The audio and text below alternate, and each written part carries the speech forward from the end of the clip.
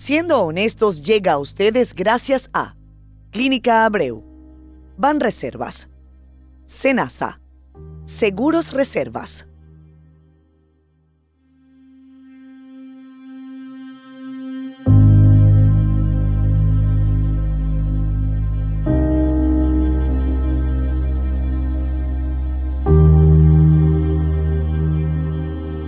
Amigos de Siendo Honestos, buenas noches. Les saludo en este caso desde mi casa. Para esta noche teníamos previsto una entrevista con la CEO de Yompéame, Catherine Botica. Esa entrevista la van a poder ver la semana que viene. Sin embargo, hemos decidido cambiar de manera abrupta nuestra programación por la dinámica y la vorágine informativa que nos golpea, que nos da en el rostro a todos los que de una manera u otra hacemos labor informativa, y creo que a todos los ciudadanos del mundo, noticias que nos llegan desde el Medio Oriente y específicamente desde Gaza. Nosotros tuvimos la oportunidad de conversar con Gabriel Chocrón. Él es comunicador, representante importante de la comunidad israelita venezolana. Él vive en Tel Aviv, ha sido portavoz de las Fuerzas de Defensa de Israel y ha hablado en exclusiva esta noche para Siendo Honestos. Queremos tener su perspectiva. Quisimos consultarle sobre la dinámica que están viviendo en las últimas horas ahí en el Medio Oriente y de qué manera esto podría continuar escalando o no. Vamos a presentar para ustedes esta noche la entrevista.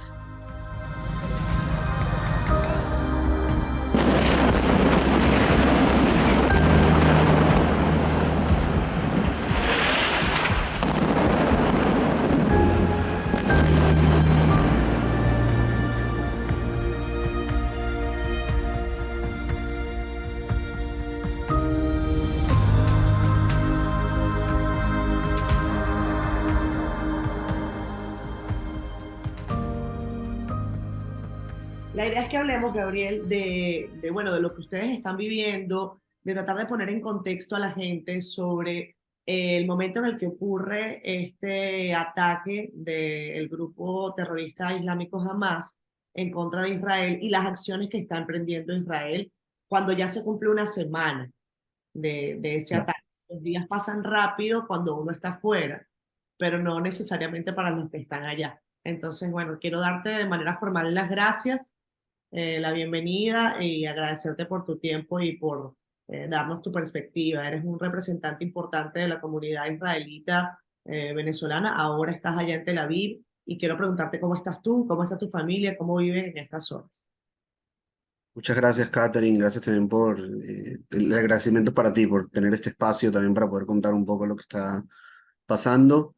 Voy a ir, digamos, al principio, después, si te parece, llegamos a lo que es hoy. Y después también me gustaría, Catherine, con tu permiso, después de que terminemos esta parte, hablar un poco incluso del contexto histórico, porque creo que es muy difícil para una persona aterrizar de repente, por decirlo de alguna forma, en este conflicto, en esta guerra puntual en la que estamos ahora, sin entender también el contexto de quiénes son las partes que se enfrentan acá, cuál fue la historia de la Franja de Gaza y demás. Pero si te parece, comenzamos primero por lo que pasó el sábado y lo Sí. que pasó durante la última semana, y de ahí luego explicamos de dónde viene este ataque. El día sábado a las 6:30 de la mañana, la organización terrorista Hamas lanza un ataque, digamos, masivo, sorpresa, en contra de Israel o los ciudadanos de Israel, donde hacen dos cosas principalmente. En primer lugar, disparan más de 500 cohetes en un espacio de minutos hacia el sur de Israel y hacia Jerusalén, que se da además esto en el marco de que era sábado, que como muchos saben, el sábado para los judíos es el día sagrado, es el día de descanso, digamos. Muchos de los judíos no usan el teléfono, la electricidad, no están pendientes de las noticias y demás. Y además justamente ese sábado era también una fiesta que se llama Simchat Torah, que es la fiesta donde celebramos, perdón, que Dios nos entregó la Biblia, de haber terminado una vez más de leer la Biblia. Nosotros los judíos la leemos año tras año, cada semana. Estábamos realmente como si eran Semana Santa, por llamarlo de alguna forma, en términos no judíos.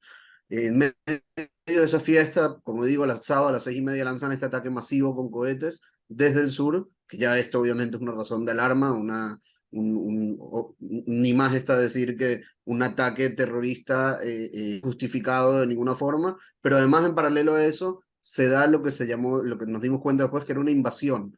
Miles, porque ahorita ya sabemos que eran miles y no cientos, miles de terroristas del Hamas que entran, invaden el territorio israelí vía tierra, mar y aire. Es decir, por un lado entran por la tierra. ¿Cómo entran por la tierra? Atacan lo que se llama la valla de seguridad, que seguramente muchos han visto en las noticias, ese muro que hay entre Israel y la Franja de Gaza.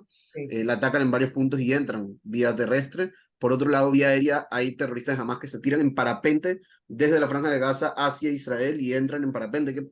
Hay que entender que las distancias son prácticamente inexistentes. Israel ya de por sí es un país pequeño y la distancia entre Gaza, el territorio de Gaza como tal, y la población civil israelí es nada, son 1 kilómetro a lo mejor. Entonces una persona se tira, terroristas se tiran también en parapente y entran al territorio israelí vía aérea, y además también una invasión marítima con lo que se llama el Comando Naval del Hamas, que sale de la Franja de Gaza, va hacia las playas que están en el sur de Israel y invade también vía marítima. Ahora que tenemos, digamos, comienza así este día sábado, hay miles de terroristas del Hamas dentro del territorio israelí. Lo que comienzan a hacer es ir a las comunidades que están más cercanas a la Franja de Gaza, las comunidades del sur de Israel, y pasan realmente casa por casa, puerta por puerta, asesinando, masacrando, disparando, acuchillando, todos los medios que tienen, incluso lanzando granadas contra la población que está en el lugar, mientras más mejor, sin ningún tipo de discriminación, contra ancianos que estaban esperando un autobús, contra religiosos que estaban en camino a la sinagoga, contra bebés que estaban dormidos en sus camas, contra todas las personas que se encontraron, sean judíos o no judíos, porque hubo también muchos casos de, por ejemplo, trabajadores tailandeses que estaban en campos agrícolas en el sur de Israel y que también fueron asesinados. Y así con cada persona que se encuentran, como decía antes, lamentablemente, mientras más mejor, comienzan a asesinar a mansalva en estas comunidades en el sur de Israel. Hay lugares como un kibutz que se llama Be'eri, un kibutz para los que no conocen, una especie de comuna comunitaria que es muy digamos, conocida en Israel, especialmente en comunidades en el sur y en el norte, que hay mucha agricultura. Y en esa comunidad de Be'eri, por ejemplo, donde vivían 1.100 personas, el Hamas asesina a más de 100 personas. Es decir, a un 10% de la comunidad las asesina en un espacio de horas. Y así en diferentes puntos del sur de Israel. Conocido también es el caso de lo que pasó con el Festival de Música. Había un festival de música a 3 kilómetros, un poco más de 3 kilómetros, a lo mejor 4 kilómetros de la Franja de Gaza, en un lugar que se llama Reim, un festival de música normal, como hay muchos lugares del mundo, como un Neverland, me parece que se llama, Sí. un rave, digamos, donde hay miles de jóvenes que lo único que están haciendo es celebrando la vida. Exacto. Sí, y también llegan terroristas jamás, algunos de los que llegan en parapente llegan a ese lugar, otros llegan ahí en carros con ametralladoras y comienzan simplemente también a disparar a mansalva a todos los que ven. Vimos incluso ayer un video que salió del gobierno de Israel mostrándolo, una cámara GoPro que tenía uno de los terroristas del Hamas, la lograron recuperar, y vimos un video, por ejemplo, de cómo los terroristas iban después por los baños, sin ni siquiera abrir la puerta del baño, porque ni siquiera se tomaban la molestia de eso, y disparaban simplemente a cada uno de los baños para asegurarse que si había alguien escondido en un baño, también lo asesinaran. Es decir, para ellos era una obligación asesinar a la mayor cantidad de personas. Y además de estos asesinatos que hoy, una semana después apenas, sabemos que fueron más de 1.300 personas que fueron asesinadas por estas acciones de Hamas. Además de esto hay alrededor de 150 personas, civiles en su mayoría, que toman como rehenes y los llevan a la Franja de Gaza. Y estamos hablando también de niños, estamos hablando de mujeres, estamos hablando de padres con sus hijos, estamos hablando de ancianos, de todo tipo de población, también personas no judías. Estamos hablando prácticamente de todo lo que se encontraron. También agarraron a estas personas y las llevaron hacia Criterio. dentro de... Gabriel, ¿hubo algún criterio? ¿Se ha establecido algún criterio de por qué asesinaron a algunos y por qué secuestraron a otros? ¿O eso fue algo, por decirlo de alguna manera, aleatorio? Fue más aleatorio. Creo que en primer lugar asesinaron a los que pensaron que se podían escapar. Es decir, si veían que una persona estaba corriendo para escaparse, simplemente le pegaban un tiro para que no se pueda escapar. Y hoy sabemos, una semana después, se han comenzado a revelar documentos que los terroristas jamás llevaban en el bolsillo, que era como su plan de acción que le habían dado. Vemos que tenían incluso mapas de las comunidades, sabían dónde estaba el comedor comunitario, sabían dónde estaba la escuela, Trabajo sabían dónde estaba inteligente. prácticamente todo. Y en esas instrucciones, además de toda la información de inteligencia, tenían escrito secuestrar a personas para llevarlos a la Franja de Gaza. Es decir, no fue que se encontraron de repente en la situación de tener la compasión de no matar a alguien y llevarlo como rehén, sino que era una acción premeditada, llevarse la mayor cantidad de personas posibles también adentro de la Franja de Gaza. Entonces, dado este contexto, digamos que durante la última semana, para no entrar día por día, Sí. pasan tres cosas. En primer lugar, lo que pasa es una acción, digamos, de respuesta de Israel, porque hay que decirlo claro, que esta guerra la comienza las más el sábado a las 6:30 de la mañana, a las 6:29 de la mañana aquí no había guerra, aquí no había un conflicto bélico activo por lo menos. Entonces, desde ese momento Israel comienza a tomar acciones como respuesta para garantizar la seguridad de los ciudadanos de Israel. ¿Qué significa eso? Significa, en primer lugar, recuperar esas comunidades que habían sido invadidas. Hoy, una semana después, obviamente ya están todas las comunidades recuperadas. Significa también asegurar la frontera para que no vuelvan a haber nuevas infiltraciones, y vemos como todos los días desde ese día han habido nuevos intentos de infiltrarse. Afortunadamente han sido frustrados todos los intentos, pero han habido nuevos intentos una y otra vez, y eso también significa comenzar a responder a los ataques del Hamas, atacando, targeteando infraestructura terrorista del Hamas dentro de la Franja de Gaza, es decir, con ataques aéreos principalmente, hasta este momento con ataques aéreos nada más, para acabar con la infraestructura terrorista del Hamas en Gaza. Esa es la primera cosa que ha pasado en la última semana. La segunda cosa es que el Hamas ha seguido atacando, como decía, ha seguido intentando infiltrarse y ha seguido disparando cohetes. Te puedo decir que un minuto antes de que subiéramos esta entrevista, recibí una alarma que estaban disparando cohetes a 10 kilómetros de acá. ¿En cómo Yo en lo reaccionan personal, las alarmas, Gabriel? Vamos a orientar a la gente que no conoce de esta situación, que no ha tenido, digo yo, bueno, la dificultad terrible de tener que vivir en una situación tan difícil, esa angustia permanente de saber que te llega un mensaje. ¿Cómo te llega un mensaje a tu celular? ¿Puedes orientarnos? sí, obvio. En primer lugar, hay que entender por qué surge esto, ¿no? O sea, cómo surge esto de que la gente tiene en su celular una aplicación que le dice que está sonando la alarma. O sea, es algo loco, ¿no? Pero no es primera vez que nos atacan con cohetes. Desde que la Hamas tomó el poder de la Franja de Gaza en el año 2007, ha disparado más de 30.000 cohetes. Es decir, lamentablemente es pan, no puedo decir de cada día, pero seguro que de cada tantos días en este país. Israel, en base a eso, siendo un país que quiere proteger a sus ciudadanos, obviamente, creó dos cosas. Por un lado, creó lo que se llama el sistema cúpula de hierro, que es un sistema que lo que hace es que cada vez que disparan un cohete desde la Franja de Gaza, detecta en cuestión de milisegundos en dónde está ese cohete y en dónde se calcula que puede caer. Es decir, entendiendo la trayectoria, la fuerza, la dirección y demás, calcula en milisegundos en dónde puede caer. Y si el cohete va a caer en una zona poblada, es interceptado en el aire. Por lo menos se intenta interceptar en el aire. Obviamente no hay un 100% de efectividad. Y si no va a ser, no va a caer en una zona poblada y va a caer en una zona, digamos, abierta donde no hay riesgo que haya población, dejan caer el cohete por un tema de costos, por un tema de riesgos, de que también en la intercepción puede haber algún fallo y puede salir herida alguna persona de nuestro lado.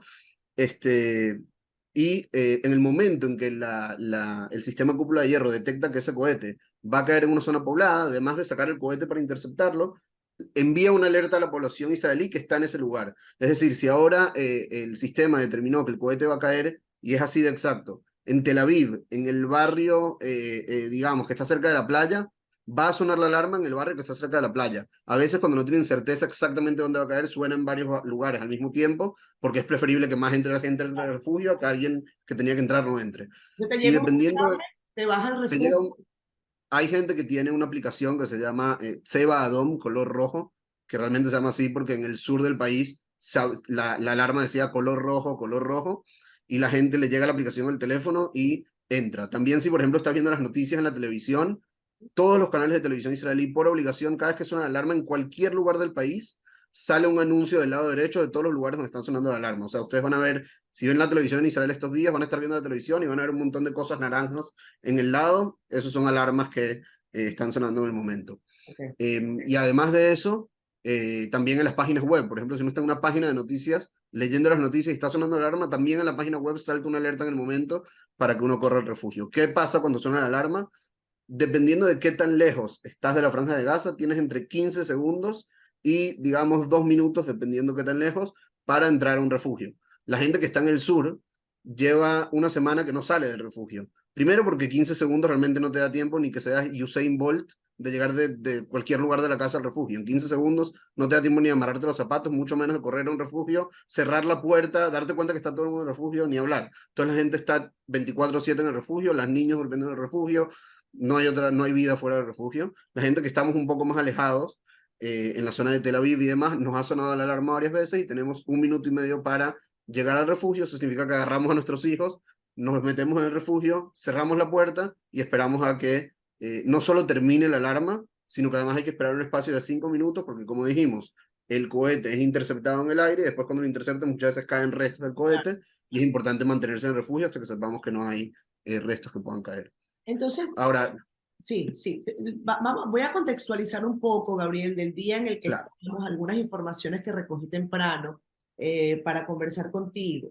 Estamos quizás a minutos, se esperaba que quizás esto ocurriera en la mañana, de una intención del ejército de Israel de avanzar sobre Gaza para enfrentar a los terroristas de Hamas. Se sabe que hay un gabinete de guerra que está ajustando maquinaria militar antes de iniciar lo que se cree puede ser una ofensiva terrestre que apunte hacia exterminar a esta organización fundamentalista que además está apoyada por Irán. Pero yo quiero que ustedes me ayuden a entender, Gabriel, sobre esta respuesta. Primero, yo tengo varias dudas que las tiene legítimamente toda la sociedad del mundo. Uno, ¿cómo pasó? Cómo un Estado particularmente, y como tú bien nos has señalado y nos has ilustrado con esa descripción, preparado para estar siempre bajo un asedio, porque hay que decirlo a los que nos están viendo, la organización terrorista Hamas, a diferencia de lo que ocurre, por ejemplo, con la OLP y específicamente con el partido Fatah, que son los que controlan políticamente Cisjordania, no reconocen la existencia de Israel. Al contrario, en su documento de creación, por decirlo de alguna manera, insisten en que Israel no debe existir y que van a trabajar para ello. Entonces, la pregunta es cómo pasa esto. Hay dudas de la comunidad internacional que dicen, bueno, pero ¿será que los dejaron pasar? Porque ¿cómo ocurre semejante cosa, ¿no? Y lo otro tiene que ver con la reacción de Israel de enfrentar a Hamas, pero que se ve también en la gran disyuntiva de que ahí hay población civil, porque precisamente está ocurriendo la mayor cantidad de lanzamientos de cohetes desde zonas altamente pobladas como el norte de la Franja de Gaza. excelentes las dos preguntas. Respecto a la primera pregunta,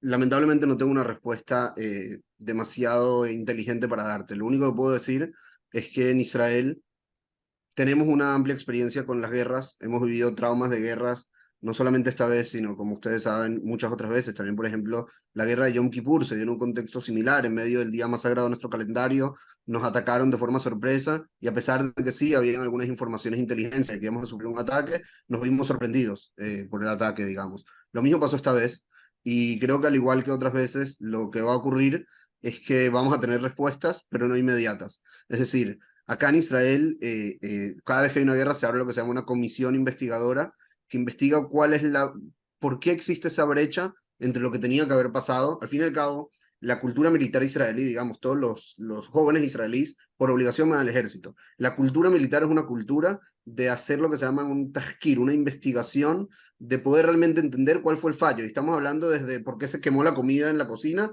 hasta por qué pasó una tragedia como esta.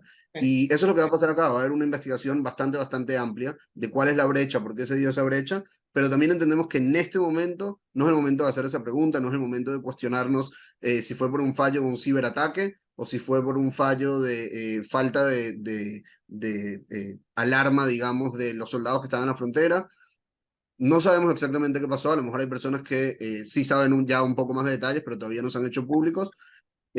Tampoco sabemos, creo, si alguien estaba al tanto de la magnitud de la amenaza, porque sí han habido reportes en los últimos días en la prensa de Israel de que se sabía que el Hamas estaba planificando algo. De hecho, se había enviado la noche anterior una fuerza especial muy pequeña, y realmente muy pequeña, ante una posible amenaza, pero a lo mejor no se imaginaban que la magnitud del ataque iba a ser tal que esa fuerza especial que enviaron no iba a ser suficiente para cubrirlo. Pero como digo, en este momento estamos en Israel mentalizados, no en la pregunta de cómo pasó, sino en cómo asegurarnos que no vuelva a pasar. Okay. Y en ese sentido, mencionabas muy bien que la organización terrorista Hamas, desde que fue fundada, tiene la intención declarada, el propósito declarado de eliminar a Israel, lo dice en su carta fundacional, lo han intentado desde su creación. No es primera vez que se intentan infiltrar en territorio israelí, de hecho no es primera vez que lo logran tampoco. Recordamos que hace unos años habían operaciones donde el ejército israelí lo que hacía era neutralizar lo que se llaman los túneles del Hamas que Sí. entraban a territorio israelí. Antes habían túneles subterráneos que se infiltraban desde el territorio palestino en Gaza hacia el territorio israelí, y hubo decenas de terroristas Hamas que entraron a través de esos túneles. Hoy en día ya no hay ninguno de esos túneles activos dentro de Israel, sí hay túneles dentro de la franja, y vamos a hablar de eso en un momento. pero no es primera vez que lo intentan, como decía, tampoco es primera vez que lo logran. Ahora, dicho eso, hay que entender que la organización terrorista Hamas sube el poder en la Franja de Gaza en el año 2007, después de que en el año 2005 Israel se retiró de forma unilateral de la Franja de Gaza. No solamente eso, si ustedes ven imágenes de cómo fue la retirada israelí en el año 2005, Israel sacó a sus ciudadanos judíos prácticamente arrancándolos de su casa porque creíamos que saliendo de la Franja de Gaza podíamos construir la paz. Desde el año 2005 no hay un israelí que tenga sus pies dentro de la Franja de Gaza. No hay un soldado israelí que esté dentro de la Franja de Gaza. Bueno, estos días ahora hay 150 porque están secuestrados, pero digo, no hay una presencia israelí dentro de la Franja de Gaza. Más que eso, les digo que Israel en el 2005, cuando se retiró, no le entregó la Franja de Gaza al Hamas, sino que se lo entregó a la autoridad palestina, esos que están en Cisjordania, y en el año 2007 la autoridad palestina cayó ante la Hamas, que hizo, digamos, un golpe de Estado violento dentro de la Franja de Gaza. Y desde ese momento, Israel se tiene que manejar frente a la Franja de Gaza como se manejaría cualquier otro país que tiene una organización terrorista enfrente, que como dijimos, dice que te quiere borrar de la faz de la tierra. Y en ese mismo marco, Israel le ha dicho al mundo una y otra vez, señores, lo que está pasando en la Franja de Gaza es grave. Estamos con una organización terrorista que no solamente que dice que nos quiere borrar de la faz de la tierra, Catherine. Por ejemplo, uno de sus ex ministros interiores decía en las marchas de Gaza, y te puedo mandar un video después, les puedo mandar un video para que vean, decía en marchas públicas en la Franja de Gaza frente a miles de personas, llamaba a la gente a comprar cuchillos y cortarle las gargantas a los judíos. Así, quote textual, compren cuchillos y corten las gargantas a los judíos. Entonces, ¿qué es de extrañarse que cuando lo pudieron hacer el 7 de octubre del año 2023, entraron a Israel y le cortaron las gargantas a los judíos? No hay aquí algo que no sabíamos. Y nosotros se lo dijimos al mundo una y otra vez. También le dijimos al mundo, señores, el Hamas está utilizando toda la ayuda humanitaria que ustedes les están mandando, la está utilizando para el terrorismo. Ustedes les están mandando cemento y en vez de construir casas y hospitales que necesita el pueblo palestino, están construyendo túneles subterráneos para guardar las armas.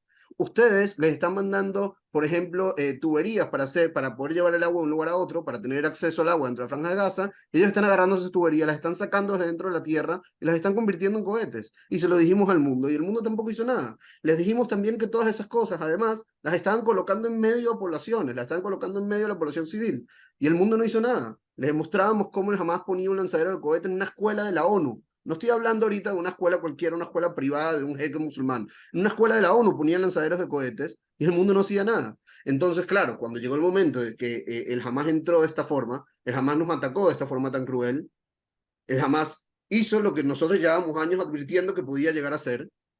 Ahora, en este momento, nosotros nos tenemos que defender.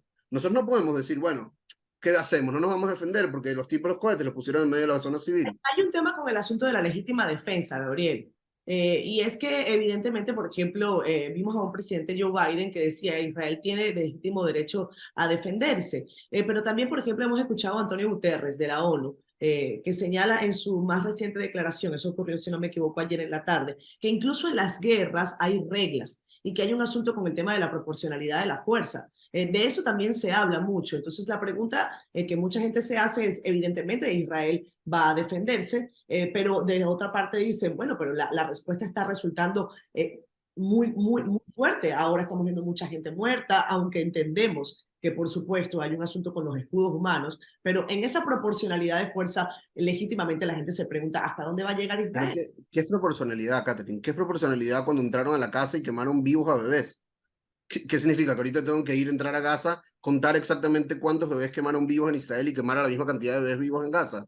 Significa que tengo que ahorita ir casa por casa dentro de la Franja de Gaza, agarrar a los ancianos y ejecutarlos en la sala de su casa. Eso es proporcionalidad, porque si esa es la proporcionalidad, me parece que estamos en un mundo muy triste. La única forma que podemos realmente asegurarnos que esto no vuelva a ocurrir es acabar con la organización terrorista Hamas. Y les digo más, Israel está tomando muchas más medidas para defender a la población civil palestina en la Franja de Gaza de la que tomaría cualquier otro país, ni hablar de las que toman Hamas. Por ejemplo, ayer vimos un ejemplo muy claro donde Israel lanzó miles de panfletos dentro de la Franja de Gaza, miles y miles de panfletos, diciéndole a la gente del norte de la Franja de Gaza, señores, váyanse de sus casas. Nosotros vamos a atacar en este lugar y no queremos que mueran civiles. No dejen que el Hamas los use como escudos humanos. ¿Y qué hizo el Hamas? Sacó un comunicado de su Ministerio de Interior diciéndole, señores, no se vayan de sus casas, quédense aquí. Es normal que la organización terrorista Hamas siga usando a los civiles de Gaza como escudos humanos y el mundo no diga nada. No solamente esto, te puedo decir que el ultimátum, por llamarlo de alguna forma, que había dado Israel, el plazo que había dado Israel para hacer esta evacuación, ya fue extendido 3 veces. 3 veces Israel lo extendió. ¿Por qué? Porque realmente queremos hacer todo lo que sea posible en la medida de lo posible, y ya te voy a decir qué es la medida de lo posible, para que no hayan bajas civiles palestinas. Ahora, dicho eso, de vuelta, ¿Cuáles son esas medidas, Gabriel? Y también hay una situación que entiendo yo se constituye un desafío para las fuerzas militares israelitas y, por supuesto, para el propio gobierno de Israel. Y es que teniendo a 150 secuestrados, evidentemente sube el riesgo de cualquier operación porque podrían matar a personas de su propio país en esa respuesta. sí, pero digamos, primero que nada, Israel es un país democrático, soberano, que se rige según la ley internacional, y te puedo decir que cada operativo que hacen las Fuerzas de Defensa de Israel en territorio de Gaza está aprobado también por el Departamento Legal del Ejército israelí. Y estamos hablando de un departamento legal que no tiene problemas en decir, señores, esto no lo podemos hacer, esta acción no es legítima, no la podemos hacer, y hay muchas acciones que se frenan porque no hay un 100% de claridad de si son 100% legítimos o puede haber algún problema legal. Nosotros, como un país soberano, democrático, que respeta la ley internacional, hacemos todo lo posible por evitar las bajas civiles y respetamos la ley internacional. Ahora, dicho esto, quien no respeta la ley internacional, quien hace un doble crimen de guerra, es el Hamas, que se esconde detrás de civiles, los convierte, y te voy a decir, lamentablemente, es la realidad de la guerra, según la ley internacional, disparar contra lugares civiles cuando son utilizados para fines bélicos, como es el caso que estamos viendo ahora, donde desde casas están disparando cohetes, disparar contra ese lugar según la ley internacional es 100% legítimo. Ahora, que Israel está haciendo todo lo posible para que, a pesar de que tiene que disparar a ese lugar, no hayan civiles que sean heridos en esa operación, es ir mucho más allá de la ley. Pero mucho más allá me refiero en el sentido de hacerlo mucho más legítimo y tomar medidas mucho que estamos intentando hacer mucho más de lo que es necesario para proteger a los civiles palestinos. Entonces estamos en una situación donde Israel es el que está intentando proteger a los civiles palestinos, mientras que el Hamas, que en teoría es el soberano, entre comillas, de la Franja de Gaza, que obviamente nosotros no lo reconocemos así, está haciendo todo lo posible porque mueran más civiles palestinos. Esa es la situación en la que estamos. Entonces el mundo, cuando pone la cámara y quiere apuntar al responsable, tiene que apuntar al verdadero responsable, porque si no vamos a seguir en estas rondas de violencia una y otra vez. Te digo lo más triste, yo recuerdo, Catherine, una de las primeras veces que yo estuve en Israel, yo llegué aquí a Israel hace 15 años, fue la primera operación de este tipo en la Franja de Gaza. Ya esa vez, en el año 2008, se hablaba de escudos humanos. ¿Y qué? Tuvimos que esperar 15 años para que el mundo reaccione y diga, señores, por favor, que jamás deje de usar escudos humanos. Tuvimos que esperar 15 años para que el mundo entienda que ellos son los que están poniendo en peligro a los civiles palestinos. Entonces Israel ahora tiene que Los defenderse. palestinos, quiero saber, porque hay que entender esta división. Una cosa es cuando tú estás bajo la bota, y los que somos venezolanos lo podemos entender muy bien, porque cuando te gobierna bueno, una organización con características terroristas, una organización que no necesariamente permite todas las libertades, todo lo contrario, y en donde estas personas están prácticamente atrapadas dentro de la Franja de Gaza. Hay algunas formas de salir hacia Israel. Entiendo que hay unos pasos que en tiempos que no son de guerra están permitidos. Sin embargo, hay una suerte de claustro dentro de esta franja. ¿Qué piensan los palestinos que están en Cisjordania? Que están controlados por un gobierno con unas características totalmente diferentes a las de Hamas, por ejemplo, con el señor Mahmoud Abbas a la cabeza, que lo vimos reunirse hace pocas horas prácticamente con Anthony Blinken, secretario de Estado de Estados Unidos. Sí, en primer lugar, debo decir que la situación en la Franja de Gaza y en Cisjordania es totalmente diferente. En Cisjordania, por ejemplo, los ciudadanos palestinos tienen hoy un gobierno palestino que es reconocido por Israel. ¿Eso qué significa? Significa que cuando un ciudadano palestino quiere entrar a Israel, nosotros nos sentamos con un oficial de la autoridad palestina, entendemos cuál es la solicitud, y cientos de miles de palestinos entran todos los días a Israel desde Cisjordania. Hay cientos de miles de palestinos que entran cada año a Israel para recibir tratamiento médico. Hay decenas de miles de palestinos que entran todos los días a Israel para trabajar, para llevar sustento a sus familias. Porque nosotros entendemos que cuando la perspectiva es que a través de la cooperación, de que a través de una mejoría económica, una estabilidad, podemos construir la paz, somos los primeros que estamos dispuestos a hacerlo. Somos los primeros que queremos construir un mejor futuro para nosotros y para ellos. Ahora, tengo que decir también que la autoridad palestina, lamentablemente, en los últimos años, y tiene que ver también con la tendencia, digamos, de extremización de la sociedad palestina, en gran parte por culpa de Hamas, la autoridad palestina también lamentablemente en los últimos años ha avanzado en una política de incitación al terrorismo. No sé si conocen acá, pero la autoridad palestina es una entidad de gobierno reconocida por la comunidad internacional que tiene una política abierta, oficial, pública, de recompensar a terroristas. No sé si sabían, pero la autoridad palestina tiene una tabla de cuánto le paga a un terrorista por asesinar a un israelí. Y si asesinó a dos, le pagan más. Y si asesinó en Jerusalén, le pagan más porque para ellos es un lugar sagrado. Y eso lo hace la autoridad palestina, la que llamamos moderados. Ahora que, por llamarlo de alguna forma, son menos peores que el Hamas, sí, obviamente son menos peores que el Hamas, no hay punto de comparación. Pero a pesar de eso, creo que es importante destacar que para acabar con el terrorismo hay que acabar con el terrorismo, tanto a nivel práctico, como estamos haciendo ahora con el Hamas, como a nivel ideológico, como a nivel de educación, como a nivel de incitación al terrorismo. Y tengo que decir también que Israel, a pesar de la situación que había en la Franja de Gaza, lleva años y meses intentando mejorar la situación humanitaria de la franja para a través de eso poder también construir un mejor futuro. Nadie sabe acá, pero el 6 de octubre había 20.000 palestinos de la Franja de Gaza que entraban día a día a Israel a trabajar. A pesar de que estaba gobernado por una organización terrorista, a pesar de que sabíamos que había un riesgo que entre esos 20.000 que entraban día a día, el Hamas pudiera a lo mejor traficar algún tipo de armas o incluso traficar información o a lo mejor espiar de alguna forma dentro de la población civil israelí. Habían 20.000 palestinos de la Franja de Gaza que entraban cada día a Israel y que llevaban millones de dólares al año a la economía palestina en Gaza para construir un mejor futuro. ¿Vimos el cambio en la Franja de Gaza gracias a esos palestinos? No, jamás se robó toda la plata, igual que se robó 700 millones de dólares que le dio la comunidad internacional el año pasado. Gabriel, me quedan 6 minutos porque se nos va a acabar la conversación por el tiempo que nos permite esta plataforma, pero no quiero dejar de preguntarte, durante estos días el asunto de la narrativa, como ocurre casi siempre en los conflictos bélicos, toma alguna fuerza. En algunos medios de comunicación uno trata de ver una suerte de intento de balance, pero salen informaciones que hacen que los cuestionamientos sean parte de la receta, y yo entiendo que no es ni siquiera malo que aparezcan cuestionamientos, porque esto permite traer claridad sobre todo a una sociedad que se rige por la información. La gente quiere cada vez más información y es bueno conversar contigo. Por ejemplo, hemos visto recientemente varios mapas de la situación del Estado de Israel y mucha gente habla sobre la expansión o no de territorios israelíes en todo este contexto. ¿Qué puedes decirnos desde la perspectiva de un ciudadano israelí de cómo ha cambiado la situación geopolítica, específicamente ahí en donde vemos a la Franja de Gaza, en donde vemos a Israel, en donde vemos los territorios de Cisjordania, que van cambiando con relación a los años?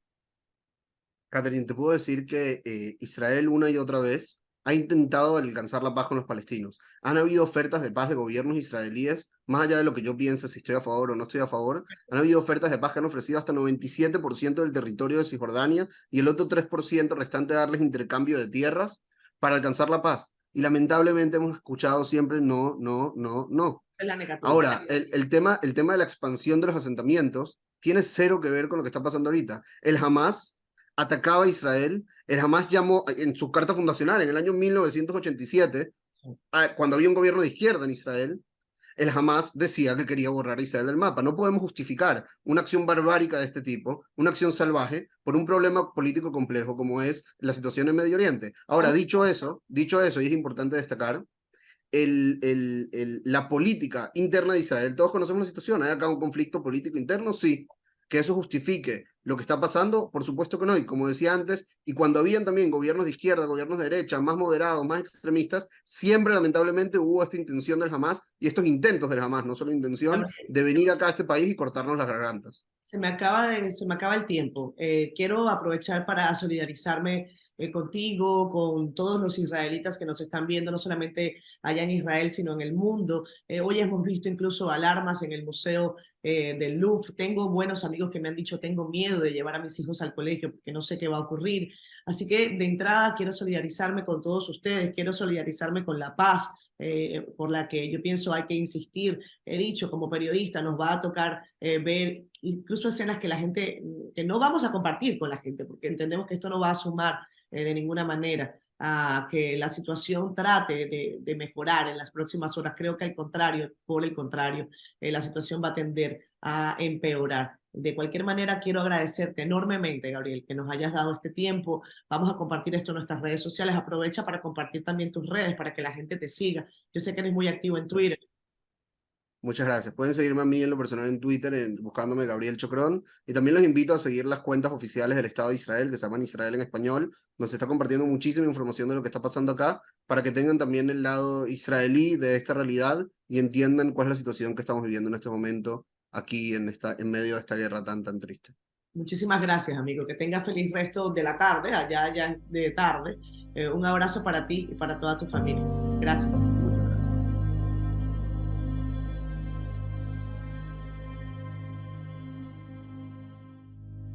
Siendo honestos, llegó a ustedes gracias a Clínica Abreu, Banreservas, Senasa, Seguros Reservas,